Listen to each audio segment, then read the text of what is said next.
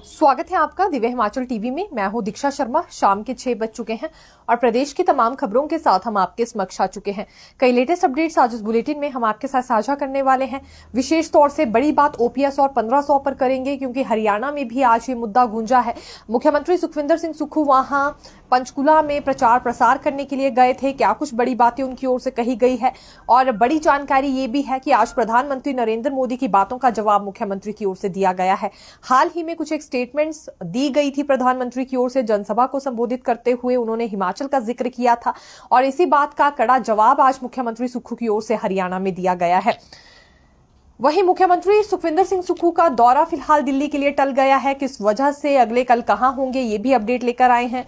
राज्यपाल शिव प्रताप शुक्ल को बेरोजगारों की ओर से एक चिट्ठी गई है। ये भर्तियों से संबंधित चिट्ठी है। इसमें क्या कुछ कहा गया है, सरकार से जुड़ी बातों को लेकर भी ये भी जानकारी देंगे और भर्तियों को लेकर अब सब्र का बांध क्योंकि युवाओं का टूट गया है, क्या कुछ इन्होंने सुझाव देने चाहे हैं इस चिट्ठी में राज्यपाल के पास, ये भी जानकारी लेकर आए हैं। पटवारी कानूनगो महासंघ एक दफा फिर से भड़क गया है। कारण इस बार क्या है, जानकारी देंगे। पिछली बार स्टेट कैडर में ले जाने का ये विरोध कर रहे थे कि स्टेट कैडर में इन्हें ना लाया जाए, लेकिन अब यहां मसला कुछ और सामने आ गया है। ये भी जानकारी बिल्कुल देंगे। लेकिन शुरुआत मौसम से करना चाहेंगे। मानसून ने विदाई ले ली है। मौसम विज्ञान केंद्र की ओर से आधिकारिक तौर पर इसकी घोषणा कर दी गई है।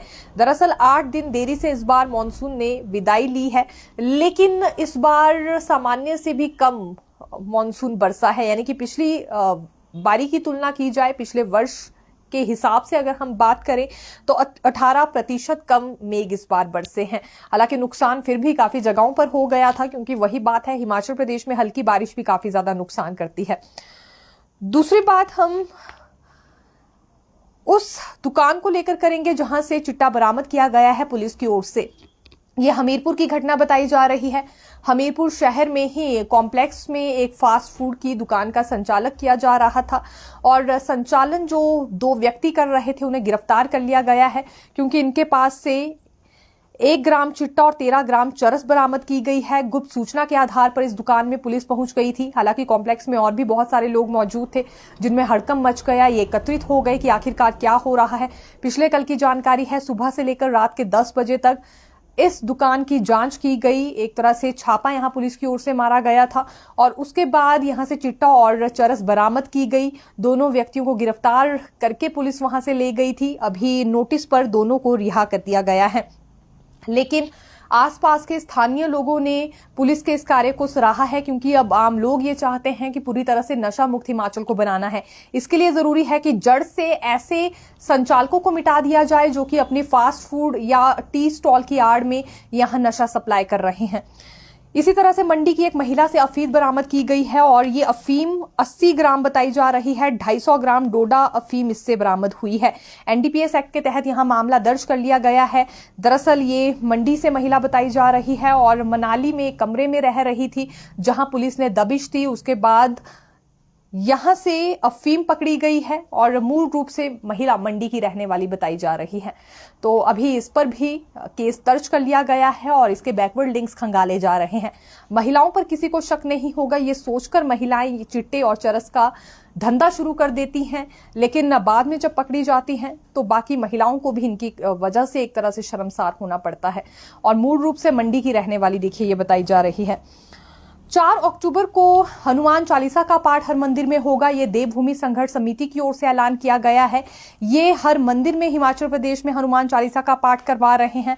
कारण इसका बड़ा ये है, जो समिति के अध्यक्ष की ओर से कहा गया है, ये चाहते हैं कि सद्बुद्धि सरकार को आए, प्रशासन को आए और अब जो यहाँ बहुसंख्यक समाज है, यानी कि एक तरह से हिंदू समाज की भावनाएं हैं, उसके मुताबिक ही फैसला कोर्ट से आना चाहिए, बजाय इसके कि इस मामले को नगर निगम कोर्ट में और ज्यादा लटकाया जाए। बात हम मस्जिद निर्माण को लेकर ही कर रहे हैं। जो मस्जिद में अवैध निर्माण किया गया है उसे लेकर हिंदू संगठन उग्र हो गए हैं और पहले भी कई दफा इनकी ओर से प्रदर्शन हुआ है। अब 4 अक्टूबर को हनुमान चालीसा का पाठ हर मंदिर में होने जा रहा है। इस पर इनका कहना है कि 5 अक्टूबर को हियरिंग है नगर निगम कोर्ट में और अगर इस बार फैसला नहीं सुनाया जाता है या आगे के लिए ये मामला लटका दिया जाएगा तो फिर नए सिरे से रणनीति ये तैयार करेंगे। हालांकि कुछ हिंदू संगठन ये भी दावा कर चुके हैं कि जेल भरो आंदोलन 5 अक्टूबर के बाद उनकी ओर से शुरू किया जाएगा।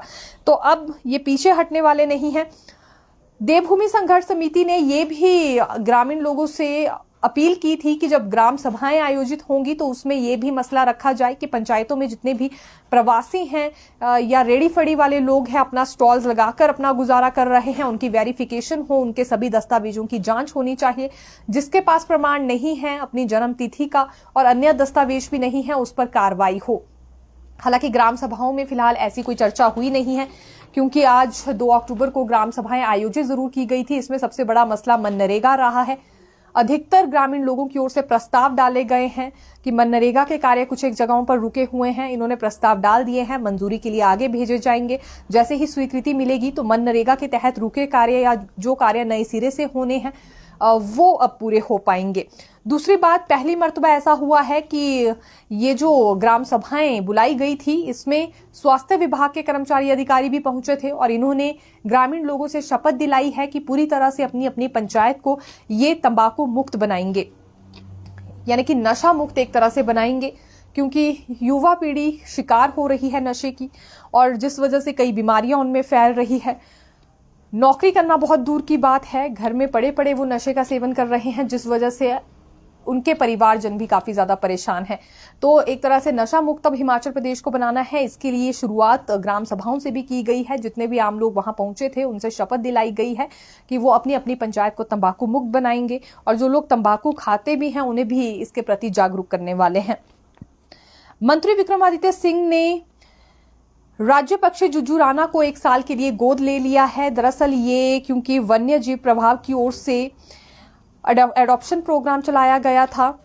वन्य जीव विभाग ने ये एडॉप्शन प्रोग्राम कुछ दिन पहले चलाया था, लेकिन जानकारी ये आ रही थी कि चिड़ियाघर से एडॉप्शन प्रोग्राम एक तरह से सफल नहीं हो पा रहा है, यानी कि इन पक्षियों को कोई भी दिलचस्पी नहीं दिखा रहा है गोद लेने के लिए।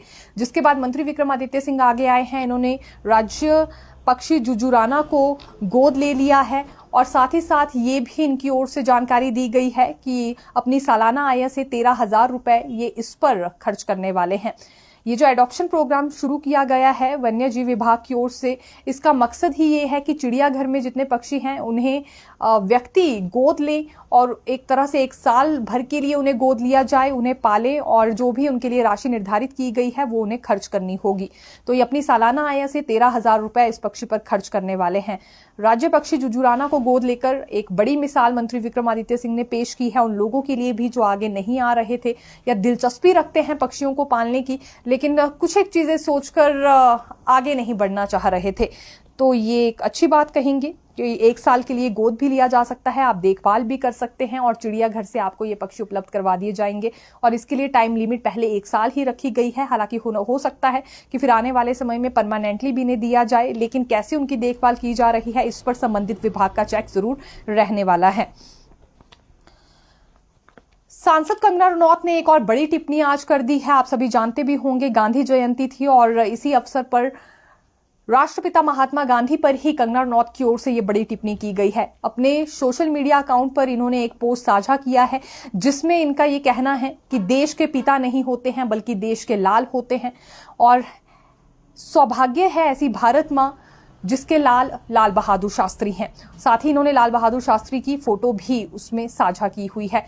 इस पर काफी ज्यादा बवाल मच गया है, लेकिन बात बड़ी ये है कि यहां भाजपा नेताओं की ओर से भी इस पर कंगना रनौत पर टिप्पणी की जा रही है। हालांकि ये एक ही पोस्ट यहां कंगना ने साझा नहीं किया है, एक वीडियो भी इनकी ओर से शेयर की गई है जिसमें ये स्वच्छता अभियान का हिस्सा बनी है और इनका ये कहना है कि जितनी ज्यादा स्वच्छता जरूरी है उतनी ही हमारे लिए बाकी चीजें भी जरूरी होनी चाहिए और आजादी से ज्यादा जरूरी स्वच्छता है। ये भी कुछ ऐसे शब्दों का इस्तेमाल इनकी ओर से किया गया है, यानी कि जितनी ज्यादा आजादी जरूरी है उतनी ही स्वच्छता जरूरी है और हमारा आसपास जो सराउंडिंग है उसे स्वच्छ रखना हमारा दायित्व बनता है। लेकिन जो इन्होंने महात्मा गांधी पर टिप्पणी की है उसके बाद कई तरह के सवाल इन पर उठ रहे हैं और यहाँ खास तौर पर पंजाब के नेता सामने आए हैं। कांग्रेस नेता की ओर से पंजाब में ये कहा गया है कि देशद्रोह का मुकदमा इन पर होना चाहिए। पहले भी वो कई मर्तबा इस तरह की मांग उठा चुके हैं कि कंगना पर देशद्रोह का मुकदमा किया जाए। ये बार बार महात्मा गांधी पर इस तरह की टिप्पणियां करती हैं। ना तो भाजपा इन पर कोई कार्रवाई करती है, ना इन्हें रोकती है और ना ही इन पर कोई मुकदमा दर्ज किया जा रहा है। ये बात कही गई है कांग्रेस नेता की ओर से और ये राजकुमार वेरका हैं। दूसरी बड़ी बात भाजपा नेता की करना चाहेंगे। भाजपा नेता जो कि हरजीत ग्रेवाल हैं पंजाब में ही, इनका ये कहना है कि कंगना का विचार नाथूराम गोडसे से मिलता है और ये जिन लाल बहादुर शास्त्री की बात कर रही हैं वो भी शिष्य थे महात्मा गांधी के। इन्हें इस बात की जानकारी होनी चाहिए। दुर्भाग्यपूर्ण है जो इस तरह की टिप्पणी इन्होंने गांधी जयंती पर की है। यानी कि विरुद्ध इनके कांग्रेस नेता भी खड़े नजर आ रहे हैं और भाजपा नेता भी इनकी इस टिप्पणी का काफी ज्यादा विरोध कर रहे हैं। हमेशा विवादों में कंगना घिरी रहती है, बार बार इनकी ओर से इस तरह की स्टेटमेंट्स दी जाती हैं। पहले भी जो नारा था महात्मा गांधी का कि अहिंसा ही परमो धर्म है, इस पर भी एक बड़ा विवादित बयान कंगना की ओर से दिया गया था और आज गांधी जयंती के मौके पर फिर इन्होंने एक तरह से डायरेक्टली इनडायरेक्टली महात्मा गांधी पर टिप्पणी की है। हालांकि इन्होंने नाम उसमें मेंशन नहीं किया है, लेकिन ये कहना कि देश के पिता नहीं होते सिर्फ लाल होते हैं और भारत मां सौभाग्य है जिसे लाल बहादुर शास्त्री जैसा लाल मिला, तो यहां से टिप्पणी सीधे तौर पर महात्मा गांधी पर होती है और महात्मा गांधी के समर्थक काफी ज्यादा विवाद इस बात को लेकर कर रहे हैं, यानी कि काफी विरोध उनकी ओर से दर्शाया जा रहा है। मुख्यमंत्री सुखविंदर सिंह सुक्खू चुनावी प्रचार प्रसार के लिए आज हरियाणा गए थे। पंचकुला में इनकी ओर से जनसभा को संबोधित किया गया और यहीं इन्होंने प्रधानमंत्री नरेंद्र मोदी को भी जवाब दिया है। मुख्यमंत्री का कहना है कि प्रधानमंत्री को हिमाचल की याद सिर्फ तब आती है जब चुनाव होते हैं।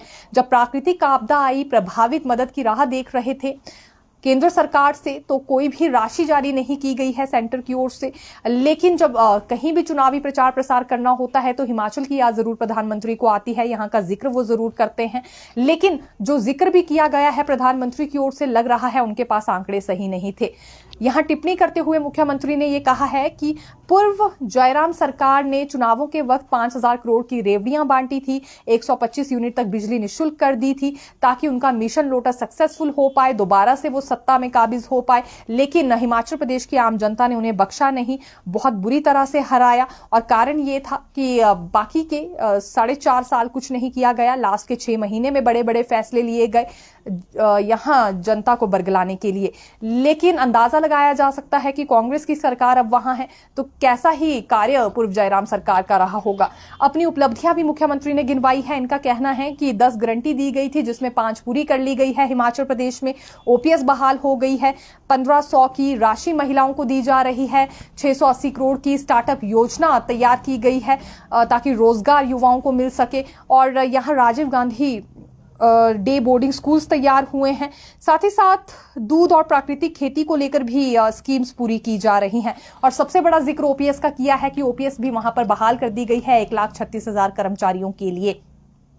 मुख्यमंत्री ने आज हरियाणा में ये सभी बातें कही और साथ ही साथ प्रधानमंत्री को जवाब भी दिया है कि हिमाचल का जिक्र वो हर जगह करते हैं और यहाँ की तंग आर्थिक स्थिति पर टिप्पणी करते हैं, लेकिन केंद्र सरकार कितनी मदद करती है इसका ब्यौरा भी उन्हें देना चाहिए। और प्राकृतिक आपदा में जब राज्य सरकार उम्मीद लगाकर बैठी थी केंद्र सरकार से और प्रभावित भी उम्मीद लगाकर बैठे थे, तब तो प्रधानमंत्री ने कुछ नहीं किया। अब हरियाणा में और जम्मू कश्मीर में हिमाचल का जिक्र करके जरूर यहाँ सुर्खियां बटोरना चाहते हैं और साथ ही साथ वोट्स हासिल करना चाहते हैं।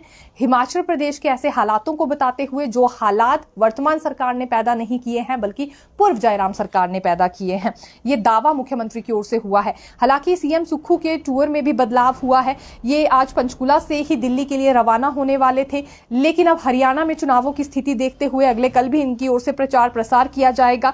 ये भिवानी और चरखी दादरी में चुनावी रैलियां करेंगे और उसके बाद दिल्ली जा सकते हैं। हालांकि मुख्यमंत्री का ये कहना है कि हरियाणा में माहौल अच्छा है, कांग्रेस के फेवर में माहौल है और वहां पर कांग्रेस की ही सरकार बनने वाली है।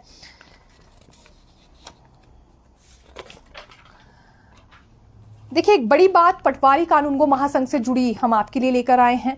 पटवारी कानूनगो महासंघ एक दफा फिर उग्र हुआ है और इस बार कारण ये नहीं है कि स्टेट कैडर में इन्हें लाया जा रहा है। हालांकि इसका भी इन्होंने काफी विरोध किया, उसके बाद वो बात आगे नहीं बढ़ पाई है। महासंघ की ओर से भी कोई अगली रणनीति तैयार नहीं हुई और स्टेट कैडर में लाने के लिए भी फिलहाल अगली कोई प्रक्रिया हमें नजर नहीं आई है। अभी एक तरह से ये मसला शांत पड़ा ही था, लेकिन दूसरा मसला यहां सामने आ गया है और पटवारी कानूनगो महासंघ का ये कहना है कि जो सेवानिवृत्त होने वाले नायब तहसीलदार हैं उनका सेवा काल बढ़ाया जा रहा है। या फिर एक तरह से उन्हें पुनः नियुक्तियां दी जा रही है। तो दोबारा से उन्हीं पदों पर रिटायर्ड नायब तहसीलदारों को ही नियुक्त किया जा रहा है। इसे ये बर्दाश्त नहीं करेंगे, क्योंकि बहुत सारे कानूनगो ऐसे हैं जो कि नायब तहसीलदार पर पदोन्नति का इंतजार कर रहे हैं। वैसे ही कई कई साल तक इन्हें इंतजार करना पड़ता है, और जो पहले से नायब तहसीलदार के पद पर थे और अब रिटायर्ड होने वाले हैं या तकरीबन हो ही गए थे, उन्हें इसमें पुनः नियुक्ति दी जा रही है, उनके सेवा काल बढ़ाए जा रहे हैं। ये बर्दाश्त नहीं करेंगे, इसलिए इन्होंने आज बैठक बुलाई थी और बैठक में यह तय किया है कि ये जल्दी ही राजस्व मंत्री जगत सिंह नेगी से मुलाकात करेंगे और मुख्यमंत्री सुक्खू से भी मुलाकात कर ये बात कहेंगे कि जो प्रमोशन का इंतजार कर रहे हैं उनका इंतजार खत्म कर पदोन्नति दी जाए, बजाय इसके कि दोबारा से पुनः नियुक्ति दी जा रही है या सेवा काल पुराने नायब तहसीलदारों का यहां बढ़ाया जा रहा है। उदाहरण के तौर पर इन्होंने ये बात कही है कि जो कांगड़ा सर्कल है वहां पर 13 कानूनगो इंतजार कर रहे हैं पदोन्नति के लिए। हालात ये हैं तो प्रमोशन कैसे हो पाएगी जब पिछला नायब तहसीलदार ही इस पद से रिटायर्ड नहीं होगा। हालांकि देखिए, ये पहले भी काफी ज्यादा विरोध में रहे थे। जो स्टेट कैडर में लाने का फैसला इनके लिए लिया गया था, उस वजह से हड़ताल भी इनकी ओर से की गई थी, पेन डाउन स्ट्राइक पर भी गए थे और बीच में इन्होंने व्हाट्सएप ग्रुप से भी लेफ्ट कर दिया था। ऑनलाइन कामकाज पूरी तरह से ठप पड़ गया था। अब ये दूसरा मसला सामने आया है जो कि प्रमोशन को लेकर है, लेकिन सरकार इसमें क्या कदम उठाती है देखना होगा, क्योंकि जल्दी ही मंत्री से मुलाकात करेंगे, ये भी इनकी ओर से अल्टीमेटम दिया गया है।